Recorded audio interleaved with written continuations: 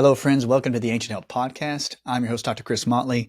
We're going to talk about how East meets West in relationship to depression. Depression as it relates to gut health and the gut biome, the living matrix within your digestive system, and can it have an effect on how you think? In my opinion, it definitely can, and there's many professionals and experts out there that say it does. So in this podcast, I wanted to talk about depression, and we're talking about how it has been incorporated through learned behavior. Now, what I'm talking about is depression can actually be associated with our standard American diet. So we have learned through habits to eat certain ways in our culture with, pesticides, glyphosates, genetically modified foods, dyes in our foods, especially now that they're talking about where children are eating high amounts of food dyes in their cereal and they're finding it causes hyperactivity. With all of this, it imbalances the gut flora, the fungus and the bacteria that are natural in our bodies. Then they are the microbes that naturally help us produce over 80% of our serotonin, the chemical in our body that helps us to feel happy. And they also help us to absorb certain vitamins and certain minerals. They help us to produce certain types of enzymes to break down certain foods. So you naturally start to see individuals that have depression, depressed states, and an inability to absorb certain types of foods and nutrients, all because the gut flora is damaged. And there is a genetic connection, but we want to talk about this phenomenon, and we want to talk about how can we break the cycle by cleansing the gut. So we want to get started, and I want to talk about the gut relationship. Now, I do want to start off by saying, I myself have worked on lots of gut dysfunction, and I've worked on my own leaky gut. I had a ruptured ulcer in 2017. I almost passed away. I literally did. I was doing things to help take care of my stomach, but they had to remove a small portion of my stomach because I had an infection in the wall of the stomach. They didn't do a biopsy. They only checked for cancer. But what they did find was that there was infection that basically did create a hole in the lining of the stomach. Now, when we're talking about the gut lining, I am one of the biggest proponents of healing leaky gut. So I love collagen, bone broth, chicken or beef. Using those types of components to help heal the gut lining is standard and it's priority. When I've looked at websites like Silver Fern is a good company, and they've had some really good formulators in their company. But they focused in on certain herbs like slippery elm and licorice, ginger. They use different herbals and they use different vitamins and minerals to help specifically go for the gut. Now, I'm not saying they're the only supplement line out there, and I'm not getting any kickback from them. But what I have noticed is that having my digestive issues since I was young, because I had problems with yeast and fungus because I naturally drank a lot of colas, a lot of sodas. I ate so many toaster strudels. You wouldn't believe it. I tell people that all the time, but it's the truth. I ate a lot of Pop-Tarts. The fungus and the yeast overgrew in my system and created such an acidic environment, coupled that with stress and emotional baggage, and it ate away at the lining of my stomach. Now, my gut is probably the biggest thing that I have to keep an eye on. So when we talk about depression, it's very important to me because whenever I have increased the care for my gut, using more slippery elm, some licorice, using the ginger, using different probiotics, I have found that my mental state has gotten quite a bit better. It has improved. So one thing I want to share with my patients and with you is that we often think, well, I'll just drink some bone broth, I'll do this, this, and this, and maybe it'll help my gut. No, stay consistent, please.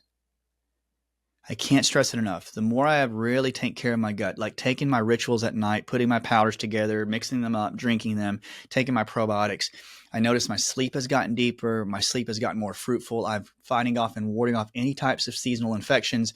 I don't have those problems like I did before. My stomach doesn't get acidic. In fact, I don't eat a ton of, sugars anymore. I don't eat a lot of like different, grains, but when I do eat them, it doesn't really bother me as much anymore. I don't even get a stomach ache because I gave my intestines the opportunity to allow the natural fungus and bacteria to grow. And I want us to look at how this can correlate to a bad thought process. So, when I wasn't eating properly, when I was eating lots of sugar, I don't remember most of my childhood. And fast forward, I was very, very low energy when I went through undergrad and graduate school.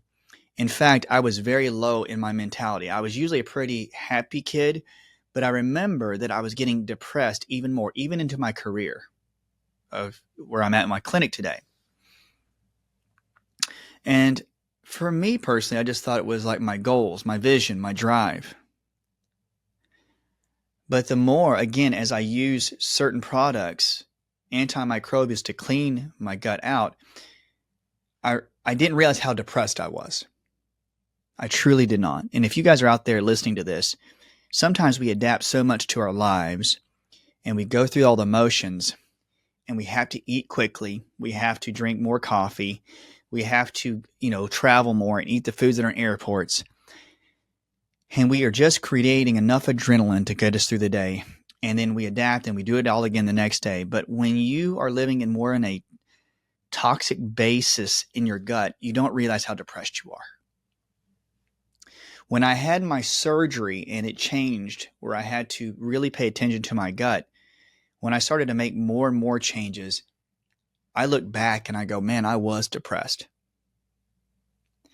And now I'm more adamant about fixing the gut because when I find myself in a low state, I know that my psychology and my diet is feeding whatever I'm thinking. So I'm not saying it caused it, but I want you and I out here to discuss that if you're in depression, at least we can try to modulate and fix and moderate what we eat. Because a lot of us eat by stress. We eat sugars because it helps us feel that dopamine rush. But when you can start adding some things in to help clean out while you're eating some of the sugars and you get some of those microbes cleaned out, you'll notice that your brain gets a little bit better and you'll start to lighten up and you'll start to want to eat more healthier foods for your gut. I know I went on a personal story, but I had to tell you that because when I didn't realize how depressed I was, there came points where I was down like in the past and I made so many decisions based in that area. And what I found was that I was always aiming low when I was in my depression state. When I feel better, my gut feels good, my brain feels highly active, I feel very aware and very open, my brain can actively shoot for the stars. And I'm really, really thankful for that. I can shoot, so many podcasts in a day. I can do see the patients in the office. I'm not bragging. I'm saying when I not only changed my diet just because of the depression, but when I started to clean out the diet because I know that it can help me aim higher, I chose to do it. So I will say this, as much as I've learned how to eat poorly when I was a kid, I am learning now how to eat a lot better and healthier and cleaner. So I want you and I, as we discuss this, I want you out there and me, myself, to make it a goal to eat and to strive to eat because we care about our brains. We want to have a brain that's has less depression. We want to have a brain that doesn't go into dementia or Alzheimer's. We want to have a brain that's clear and sharp. You want your mobility, and your brain to work as you get older. You can learn how to eat a different way. So, according to the gut, serotonin is created in the gut. And you'll hear a lot of gut activists and people, I agree with them. I love it that they do talk about how serotonin is created in the digestive tract, and it is completely true. And there is many bacterial species and fungal species in your digestive tract that help you take in B vitamins, take in minerals, take in certain proteins, and turn them into specific things, such as a good biofilm, good biofilms, enzymes to digest food, to create serotonin, certain forms of dopamine. Your bacteria has everything to do to help you produce the serotonin you need to function. Now, if we eat higher amounts of refined sugars, fake fats or trans fats, or we find any preservative-rich foods, lots of coloring and color dyes, if we do a lot of genetically modified foods, our digestive bacteria look at it and literally say, I don't know what this is. I don't know what this is. What do I do with it? So the bacteria have to morph. They have to genetically change. They have to create ways to try to digest the food, how to metabolize it. And what happens when they can't? They have to call in other helpers. Your body will allow yeast and fungus and sometimes parasites to come in there and to clean up the extra stuff and toxins, the garbage, anything that is not true food, and we have to assimilate it. So then you get this combination of yeast and fungus and parasites and bacteria and certain viruses, and you have this combination. It creates this huge storm in your gut. You start to get heartburn and GERD and acid reflux. You start to get the bloating and the swelling. Just because your stomach cannot recognize any of these fake foods. You add on top of that, you have extra sugars alone in that, and you have all this fungus and all these parasites and all this yeast and bacteria that look at it and go, heavens, I have a whole army here that's trying to help me clean up this stuff, but hey, this is some free food, so I guess we'll eat that. And they get filled up on the sugars and they multiply and they grow, and then you start to have an over excessive amounts of these microbes. So you start to have this catch-22.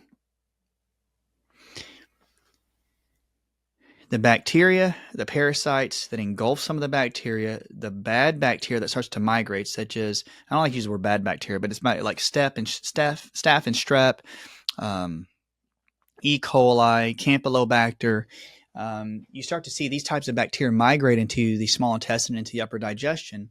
They start to lean into and start to crowd out the good bacteria that help you, like lactobacillus or bifidobacterium or Saccharomyces boulardii, all those kind of good things.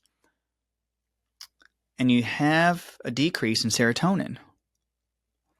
So you start feeling depressed. You start to need more things to raise your dopamine. So you want to have pleasure.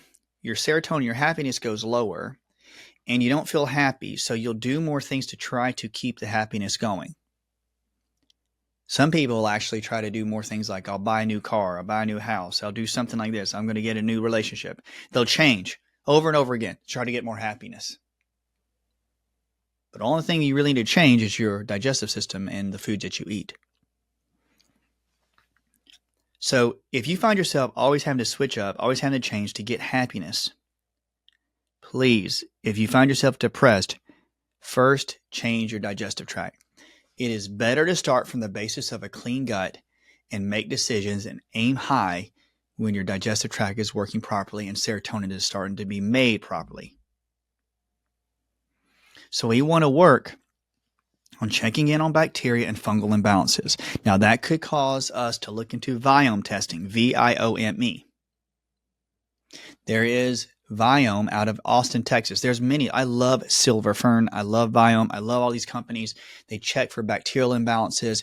You want to find out which bacteria you're deficient in, and if that bacteria helps you create serotonin, you have to reduce the foods that are killing them off. You have to increase the probiotics and put them in there. I'm not saying you have to do it, but it's not a bad idea to go get the testing done. There's also the mycobiome, and there's different tests now that test for good funguses. You start getting good bacteria and good fungus in there. You start pulling out the sugars, reducing the high fructose corn syrup, any artificial foods, any genetically modified foods, and now you start to get more of a clear, open space. Now, after all the abuse I put my gut through, of course, I built up so much bacteria and bad fungus and parasites that I had to use certain herbals. So when this occurred, I had to start looking into using certain herbs. And those herbs my favorite, I'm going to put it in the show notes. There's 3 of them that I really love. Scutellaria, which is Chinese skullcap. It's a natural, really good antimicrobial, but it kills off specifically fungus and yeast and bad fungus. I love morinda, which is noni. Morinda is a huge digestive cleanser. One of my favorites is noni fruit. Cleans out the body of fungus and yeast. And I love malea, which is neem. That itself is a huge antimicrobial. It's one of the miracle tonics they call in Ayurvedic medicine. These 3, Scutellaria, morinda, and malea. You don't use all of them. You can use one of them. But when I started to change the diet and use one of these, I noticed that my gut would start to purge. I would have different types of bowel movements. I noticed that there was more phlegm in my body that was coming out. I noticed that my body had different smells coming off of it because I was releasing yeast and fungus. But it was a good cleanse. I then started adding mushroom blends like cordyceps and reishi together, cordyceps from Host Defense, but reishi mushrooms and cordyceps. I even put in turkey tail. Those are options as well. So I started to use that. I started to check into my probiotics, and I found out that I was pretty deficient in certain lactobacillus. So I had to start to use lactobacillus. So lactobacillus, a good probiotic, added in, reducing the sugars, using the top three herbs that I love, and started to clean out the digestive tract. That allowed my genetics to be able to be examined. Now, genetically, your body is supposed to take tryptophan. You get it from turkey, from beef, from almonds, from salmon, tryptophan-rich foods. And your body has a gene called a TPH, tryptophan hydroxylase, I believe. And it takes your tryptophan and breaks it down. And it normally makes 5-HTP to serotonin, right? Then to melatonin to help you sleep. And it's a huge antioxidant. Helps increase your immune system. But remember, if you have a defective, or I hate to say a variant in your TPH gene, if you naturally have that and you've had digestive issues in your family line, your body may not metabolize tryptophan and turn it into serotonin. If you find that, and you find that tryptophan-rich foods, if you get an allergy test and tryptophan-rich foods cause you to have allergies, it's because you probably have a TPH gene issue. I would check it out. Anything about tryptophan or tyrosine-rich foods, a TH enzyme. Find out if there's any food genes in your body that doesn't allow you to make the proper prerequisites to serotonin or dopamine. Check it out. TPH or tyrosine, TH. Now, these are amino acids that are used to make your dopamine and your serotonin. If you have defects in these genes, they only work about 30% of the time, so you're going to have a cleaner diet. You may not be able to eat a lot of tryptophan-rich foods, so what you'll have to do is put good probiotics in there, and you're going to have to increase the B vitamins, B1, B2, B3, B6, B12. You got to find the B vitamins that your body can metabolize plus minerals. You're going to have to do that. Magnesium, manganese, boron, and even zinc. You're going to have to use the B vitamins and minerals to help your body regulate that TPH gene. So you have a few things ahead of you. I want you to look at the show notes, because if you put in the good herbs and you start reducing the bad stuff out of your diet, you're going to add in some good probiotics, but you're also going to give food into your body to help feed the genes that help you make serotonin. B vitamins, minerals, probiotics. And I want you to remember, you can also throw in prebiotics, such as inulin or Jerusalem artichoke. This is a lot, but I'm going to write it in the show notes. So you have prebiotics, probiotics, good herbs, and you're going to have B vitamins and minerals to help with your genes, the TPH and the TH. I'm going to write that down right now. So we have the Jerusalem artichoke, the inulin, and if you start to put these together, you're going to start noticing that you're going to flush a lot out of your gut. Now, Silver Fern and a few of the other companies have pretty good mixtures. Like if you research, and some of these are in combinations, you can do that. But you're not going to find a lot of companies that do the TPH, the tryptophan hydroxylase, or the tyrosine testing. I like to use MaxGen genetic testing or My Happy Genes genetic testing, but it's about $400 or $500. If you can find anything that checks for how your body metabolizes certain foods, like a food allergy test, but those again you can start to get into higher amounts of cost. But personally, I did the My Happy Genes test, My Happy Genes by Dr. J. Dunn, and it tells you if you have issues with tryptophan or tyrosine. And I tell some of my patients, like, there's no way you can eat a lot of tryptophan because you can't break it down. So I had to give them more B vitamins or certain minerals, and then they could increase it. Does that make sense? That's how it operates. So now you're starting to see that you have depression that can be helped if you do some of these steps. One of the things, though, I want you to make sure is that if you notice that these ring true to you and they resonate with you, another thing I want you to really look into with your gene testing is I want you to look into MTHFR. And I'm going to put MTHFR testing, and that's going to be through, I would say, look into My Happy Genes. Now, the reason being is because they have a pretty extensive gene test, but if you have an MTHFR gene variant or defect, your body does not use certain B vitamins like folate and help create B12 that's usable in your body. That B12 that's usable in your liver, one of the steps is to help turn on certain genes that help you with making serotonin and dopamine. So if you have a defective MTHFR gene, it is very hard for you to be happy. So not only do you want to change your gut and what you're taking, cleaning out, but you need to look into MTHFR and the TPH and just realize, don't let it get too complicated. You just have to make sure you're cleaning out your system, but also taking the B vitamins and the minerals. That's my first step. So when you look into this, just look into it. My Happy Genes. Look into taking some of these extra steps to clean out the digestive tract. I get excited about it when I talk about it, and if I'm moving too fast, please let me know.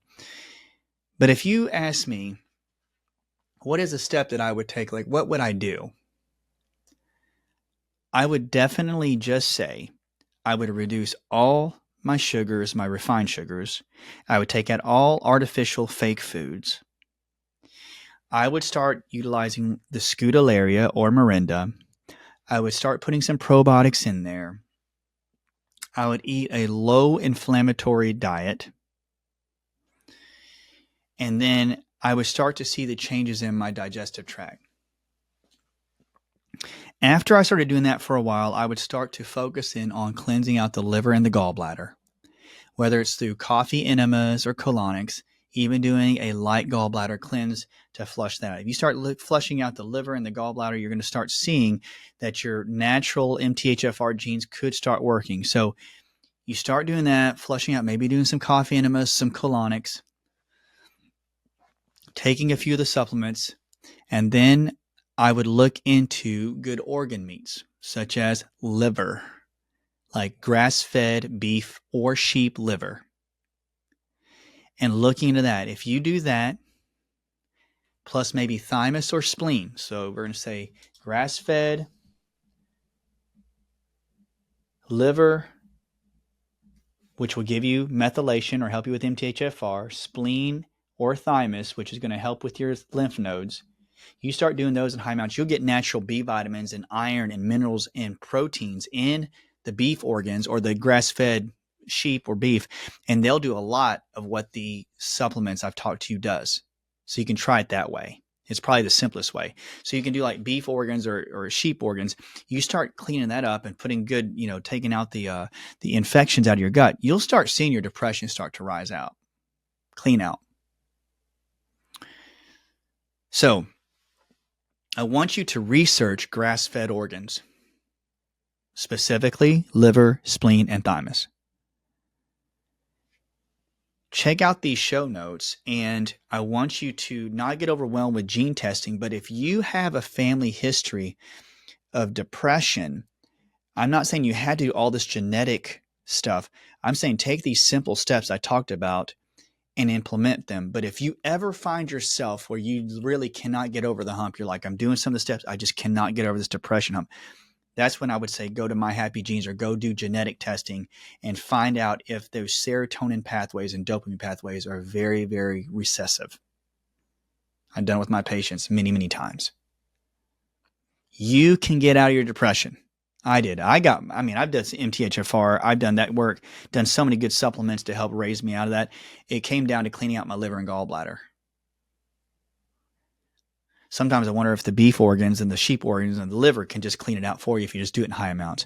But I did really good methylation, MTHFR work. I cleaned out my liver and gallbladder, and my depression lifted. But it started with me cleaning out my gut, my liver, my diet, and cleaning it out with like Scutellaria and Morinda and just flushing it.